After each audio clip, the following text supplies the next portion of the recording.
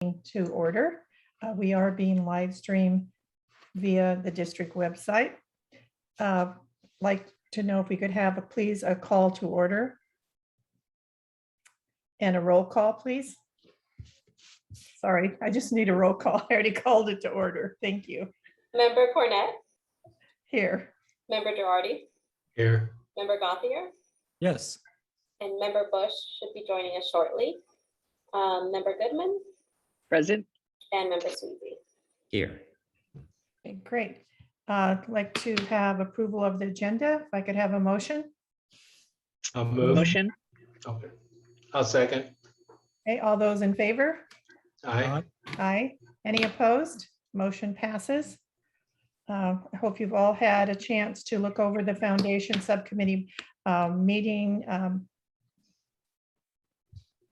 minutes from July 15th, 2021.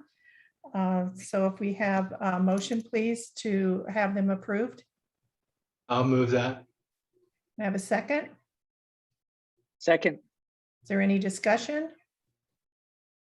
Okay, all those in favor of approval? Aye. Aye. Any opposed? Motion passes. The setting of the next board foundation subcommittee meeting is for September 16th, 2021. Are there any public comments? Sorry, no, we do not have any public comments. Okay, thank you. Any board member comments? I don't have any today. Okay. Any of the foundation board member comments?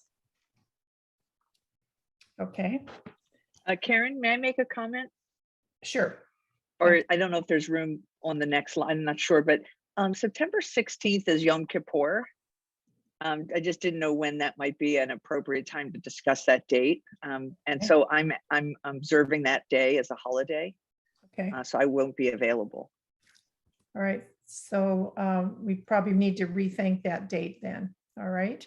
Yeah. So we'll rethink it and get back to everybody. Thanks for bringing that up. We'll go down to information and discussion. If we could have a foundation update. I don't know if Dr. Sweezy or Ms. Goodman would like to take that first. Can turn it over to Ellen. Okay, Thank you, Karen. okay. Thank you. Okay, Ellen. Okay, thanks. Great. Busy. It's been quite a busy time since we last met. So I have a whole list of things I'd like to just bring everybody up to date with. First, I believe that everybody received the email that David Green and I were surprised by KESQ and the Berger Foundation the other day. They were very, very sneaky. They told us that they were going to do an interview on Eye on the Desert. So we were all ready and prepared and trotting down the aisle with big balloons and a big phone core check were all these people who brought a $10,000 donation. And it was very overwhelming. It was such an acknowledgement. I'm going to give David Green a shout out. Really is an acknowledgement of the hard work that David has been putting in, now starting his 9th season. Is Rancho Mirage been around 9 years now, starting its 9th year. So that was exciting. And again, the link was sent out to everybody. I'll give you a quick wellness center update. Our goal was to get 3 wellness centers up and running by the first day of school. We achieved 2 of them. Nellie Kaufman Middle School had a little different project that required some bidding from maintenance and operations folks and for their outdoor garden. So that took a little bit of time, and some furniture purchases that were delayed. So we hope that by the middle of September, that will be fully functioning. Now the room is set up and prepared to receive kids, and there is the strategy in place with all of the staff members that have been placed in position there. So it just doesn't look, I think, the way they imagined that it would look, but it is operating and it's functioning. And the 3 schools are thrilled that they've been able to get the furnishings and some of the design from the donors and from the foundation. So that's going really well. And as soon as we can, we'll have some photos to share, since I know that, and I'm probably not this group, but we won't be bringing funders or guests in to see the work for a while. The second thing I'd like to share is the classroom grant season, which we launched during our welcome back and is now full steam in the application process. Lots of people applying. We've been sending out reminders. We've also sent out some samples so people could get an idea of really just how easy, how simple, and all the things that would need to be included. It's a 1 or 2 page, and how they might design their budget and their narrative, and then their goals and their objectives. So we're very excited. It closes at the end of August, and then our classroom grant committee will come together in September, and selections will be made. And that's all done through the Foundation Board Classroom Grant Committee. It's not something that I sit on or that I'm involved in. And Kathy right now is one of the members of the board. And so there's some intel, there's some good history there. The other thing I'd like to share with everybody is we are in proposal writing kind of season that really is spring and to early summer. Edgar, who is our office admin, the foundation board sent him to a grant writing class. He's an excellent writer. It was his major in college, and he has been working on small local proposals, not really large ones that our grant writing firm would tackle. That takes a lot more experience, but he's writing some small ones. We'll be submitting a field trip proposal to RAP Foundation, and we are submitting a proposal for the Race Academy, and their program is called Race Restoration. And that is something 2 years ago, pre-COVID, that we worked on. I'll give you a little insight on that. And we moved it all through the district at the levels that it needed to go through. A donor came to us and suggested that they purchase a car that needs work, and that the kids in their unit of study, like in their class, that they actually go through the restoration of the vehicle and then ultimately resell it. And the donor said they could keep all of the money. This was an economic engine, and it was a fundraising component for them to be able to drive dollars. It really was on the heels of the time they used to spend at the McCormick's car auction, when they would really learn about what it's like to buy and sell vehicles and everything that it takes. So we met yesterday with the race team. They're very excited. They really outlined it beautifully on how they would use the car and the repairs in the class, and then take it to the sale. Chris Calderwood's been involved in that process, and we did tap Renee in risk management to make sure that we knew exactly what needed to happen. They'll be starting with just one car this year, so that will be their project. And we did speak with the funder, and we were requested to send a proposal in for that. And that request is for $25,000.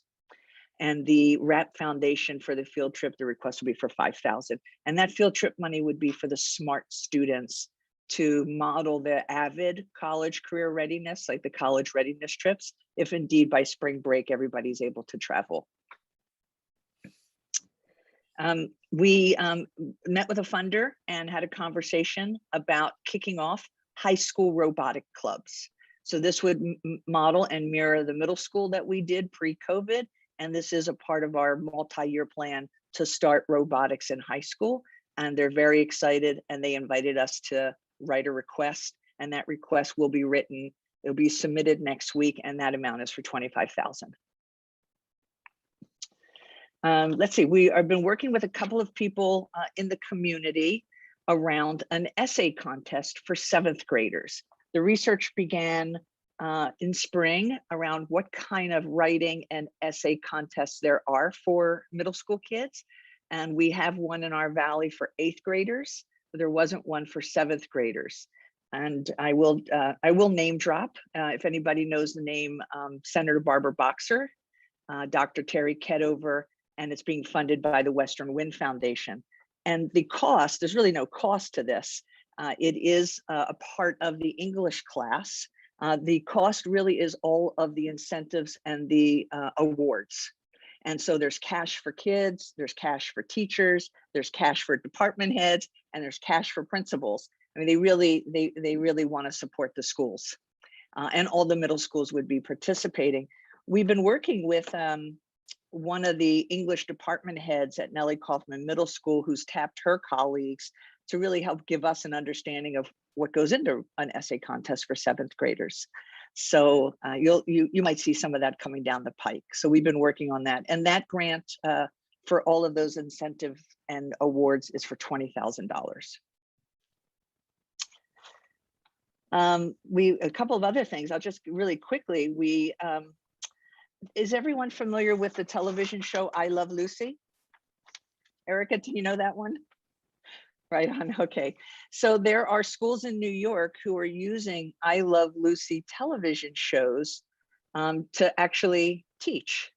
And it's all around like critical thinking and team building. And they watched certain episodes, and then they do their classwork on it. And I'll just give you an example. If you are familiar with the freezer scene, if you remember that episode where Lucy was stuck in the freezer. And if you don't remember that episode, she purchased a side of beef. Now, she didn't know how much a side of beef was. And so when it arrived, she was like, we got to get this freezer. And she ends up getting locked in the freezer. But the episode was role reversing. And what would it look like if the guy stayed at home and the woman made all the decisions? You know, this was very generational at the time. And so Ricky was making rice, which ended up all over the kitchen. And Lucy ended up buying a side of beef. And they actually have like class discussions and talks about it. And they build prototypes. Like, what would that freezer look like? And what does the side of beef look like? Well, so Lucy Arnaz, who is Desi and Lucy's daughter, lives in the desert. And she took me to lunch on Friday and introduced this to me. So it's very interesting. We're going to continue conversations to see, you know, what that looks like. And of course, I'll bring it to Simone and to Mike. But it's very interesting when you have somebody who becomes a champion for your school district. That is what you might call an influencer, you know, somebody who's really very recognizable. And I did tell Lucy the job of the foundation is how do we monetize that? And so we're not in the curriculum business, we're in the money business. So that was kind of fun. We had a very nice time together. And another opportunity came our way, and that was around college career readiness. So there was a graduate of this year, June of 2021 from Cathedral City High School. And this young man wasn't able to tap the kind of support that he actually needed to get into a four-year college. And he happens to work for someone in town who thought that he needed a little extra hand. And so the philanthropist called us and asked if there was any way we might be able to help get him into a four-year college. And so we turned it over to SMART, because that's what SMART does. And the good news is, I will tell you, in August, all our UC and CSU colleges, University of Redlands, USC, they're all closed. They said, come back in January. But our SMART team did find one college, and that is La Sierra University in Riverside. And interesting enough, it is one of the top 50 pre-med schools in the country. And it just so happens this young man wants to be a doctor. And it felt life-saving, you know, that someone who wasn't going to go to college, who actually wanted to be a doctor, is actually now going to go to college. So that is a combination of SMART and our college career readiness, and it's how we attract scholarship dollars to the foundation. So that has been extremely rewarding. And the young man will start college September 28th. I will share with you also the board work we've been doing, just to give you an update. We've completed the first iteration of our board survey. This is a self-evaluation for our board members. And then it will turn into a recruitment tool. And this came out of a work session of, we really need board members, and our board needs to determine where those gaps are so they know who to look for. And so we have those results, and we'll be working next week at our board meeting on those results with our board members. And the goal really is to get the board members to come to the understanding of where that need is, where there are some gaps, and where we need to fund to place people in those positions.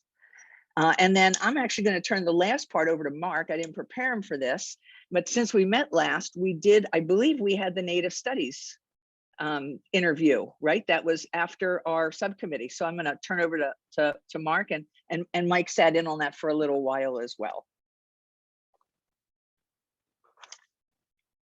Mark, you're muted. Sorry, guys. I believe I missed last month's meeting, unfortunately, but I believe we did have the site visit from Harvard since then, if I'm not mistaken. But basically, for those of you who weren't apprised of this, the JFK School at Harvard University gives away something called the Honoring Nations Award to a Native American program in America that somehow pays homage to Indian sovereignty. And they have named our curriculum as one of the 5 finalists for this award for this coming year. And so the committee at Harvard did a virtual site visit, which was arranged by Kate Anderson at the Tribe.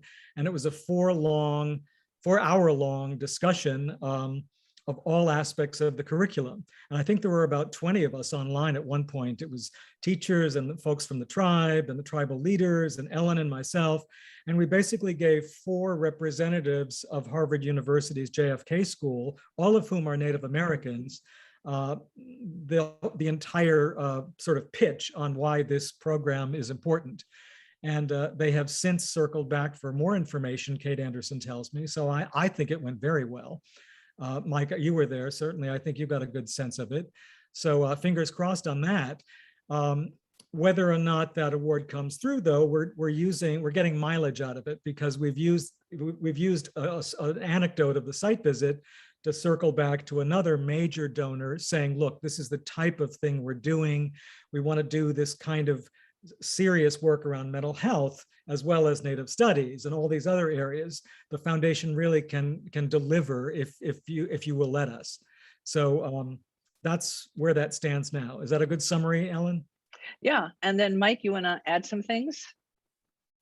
Just that it was so well organized by Kate and had all of the players in the room. So foundation representatives and district representatives and everyone really told the true story, which is an incredible story of collaboration around a super unique and very, very special project. So it was exciting to participate in the interview, and I can't wait for the district, the tribe, and the foundation to hear the results.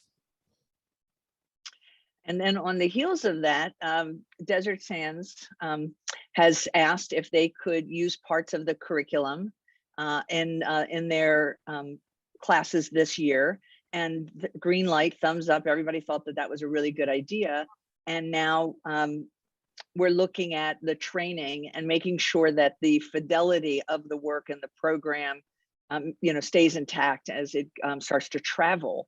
And Mike, Simone, and I will talk about that next week in our time together. So we can make sure that everyone is very clear that there are costs associated. I think in the beginning, it wasn't articulated that the school district really absorbed quite a few costs for that curriculum, and where it wasn't paying the curriculum writer or producing the materials, it really was the oversight and it was the staff time.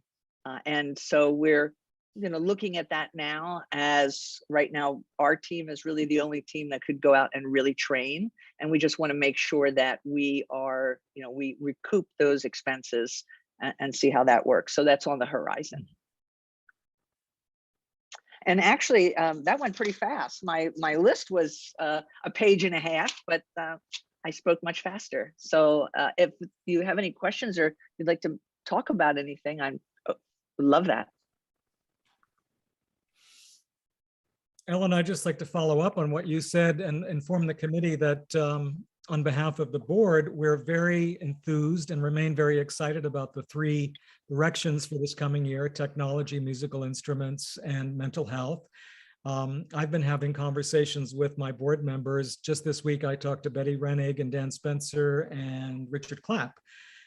So there's a lot of work going on behind the scenes in terms of strategizing, expanding the board, as Ellen mentioned. So stay tuned. It's going to be a good year. Any other comments or questions? No questions. Just a quick comment. I'm always so impressed with how many irons you guys have in the fire at any given time. It's very impressive. Thank you. Thanks, John. Thank you. Anybody else? Yeah, I think that you guys are doing a great job, and I think it's so rewarding to see that these programs are being brought to our students. It's exciting. It's very exciting, and I know that the Indian curriculum, the Kuya India curriculum, is really well regarded in our district. So thank you so much. Thanks, Kim. All Thanks, that you Karen. do. Any other comments? Just for the record, I don't remember I Love Lucy. Oh, that's not true. Never heard of it. Never. You know, it's a very interesting thought. I mean, we talked a lot about it, and the teacher who's been using it. And if you think about it, with our population, you know, you have a Cuban, you know, right? So Ricky Ricardo comes in, he's, you know, marries Lucy, and now you have this interracial, you know, generational couple. It's in the 50s, and they're overcoming their barriers, and they're dealing with things. I mean, I wondered if, you know, our kids would benefit from seeing somebody like themselves, in TV, and overcoming things, and really using those lessons plans and inside of like ethnic studies or other things. But it's kind of fascinating. It definitely gets the heads out of the books and forces kids and teachers to teach differently and kids to learn differently. So I found it actually quite fascinating. Yeah. And had many more questions about it. Of course, I know every single episode. So, John, I'm dating myself. Hey, it was great. It was a great program. Any other comments? Any other information or discussion items? Yeah, you know, I'd like to bring something up, and I know Mike, Simone, and I will talk about it, but I want everyone to maybe put their thinking cap on.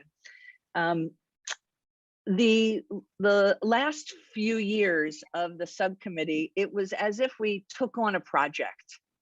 The first year, I think we really discussed listening tours and communication and the brand in relationship with the district. This was, I don't know, 4 years ago. And we did some real work on that. And there were opportunities for healing and shifting and moving. And this can sometimes, I guess, happen with new administration. And then the second thing was the MOU.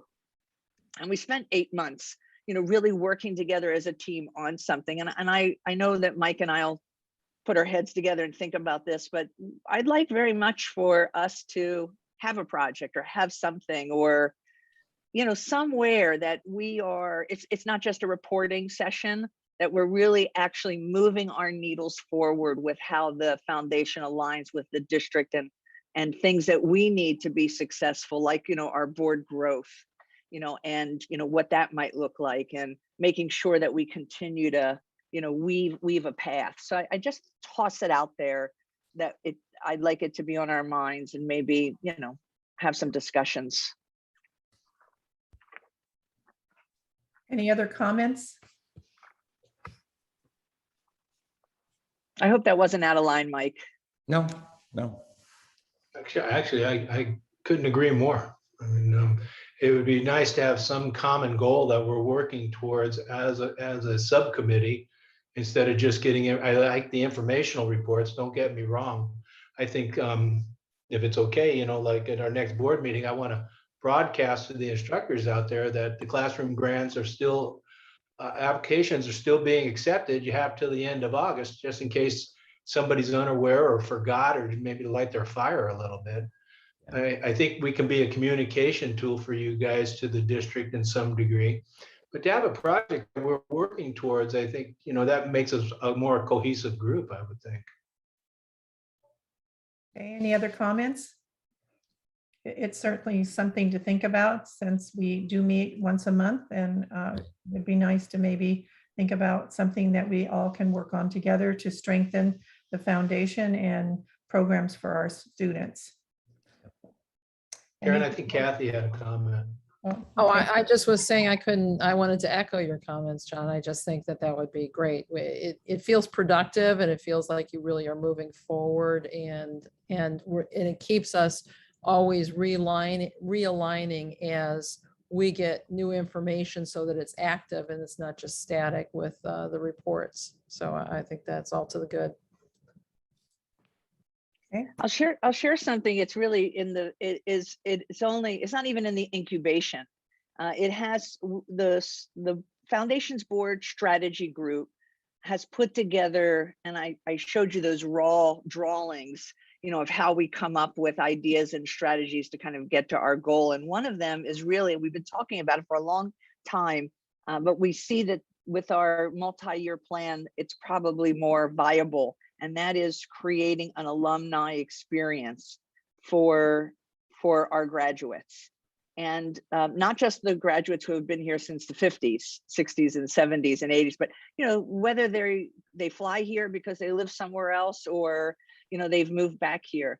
And it was interesting because I noticed somebody used a Palm Springs alumni logo in their signature on their email, and I was like, oh, what's that? Like, we're having these alumni discussions, and we've had these discussions at our board for a while, and it's very hard to find alumni. It's very hard to figure that out. And of course, then we were shut down for many events because of COVID, but now as we reemerge.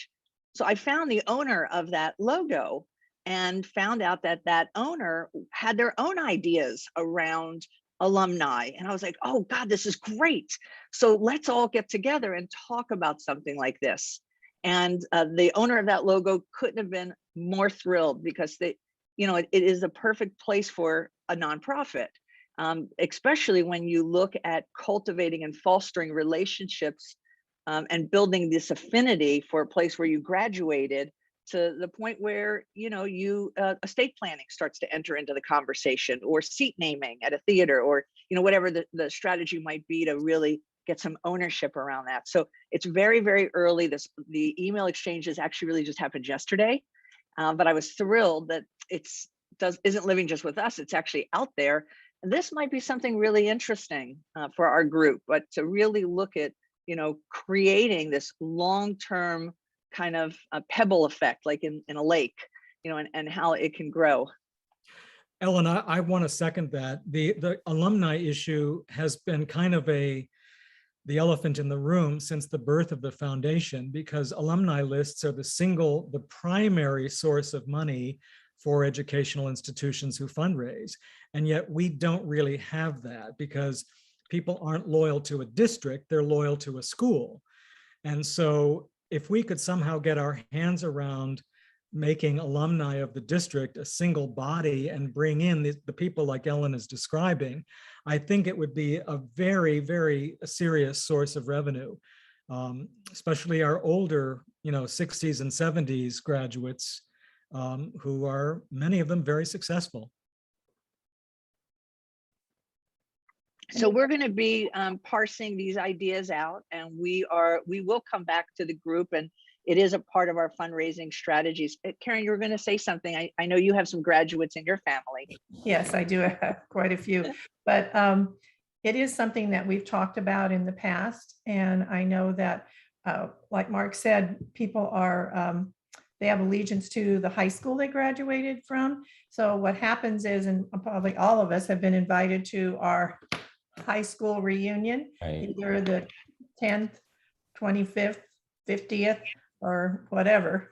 And so I do think there are organizations that help people organize those events, but there are also local people in our community that are on those committees. So we just, need to find those people. And it's like a treasure hunt. Yeah. It kind of is, Karen. And the other thing is, it's often done by class correspondence. So it's down to the level of the graduating class, not even the school. Oh, absolutely. It is the graduating class that organize it. It's not the schools per se. Right. It is. So we've tapped a couple of people that we know. And the first place to go, of course, is to your board. And so I'm having a meeting with Sarah Clapp, who is going to be having her 50th reunion. I probably shouldn't have said that on television or on YouTube. And another person who is going to have their 40th. There's many people who are very active in their class. We're going to pull together a little steering committee, have a small little meeting, maybe there'll be 8 or 10 people, and just see what we can do for year one. You know, this is something that really is going to grow. And to be honest, if 60 people or 100 people, I mean, 100 would be amazing, but if 50 or 60 people came for the first year and it started to snowball, you know, 3-4 years from now, it really could be the one thing everybody looks forward to, kind of like the Los Compadres, you know, pit barbecue the first week of November. Like the whole community comes out for that. They get thousands of people. Amen. Yeah, I'm excited about it. Sounds very interesting. Anybody else have any comments? Any other discussion? Nope. All righty, so we'll move on. Do I have a motion to adjourn? I'll move. Okay, do I have a second? Second, or Kathy. All those in favor? Aye. Aye. Do you have any abstaining or say no? Oh, yeah, it passes. We're adjourned. Thank you, Thank Karen. Thank Thank you. you, everybody. Thank you, everybody.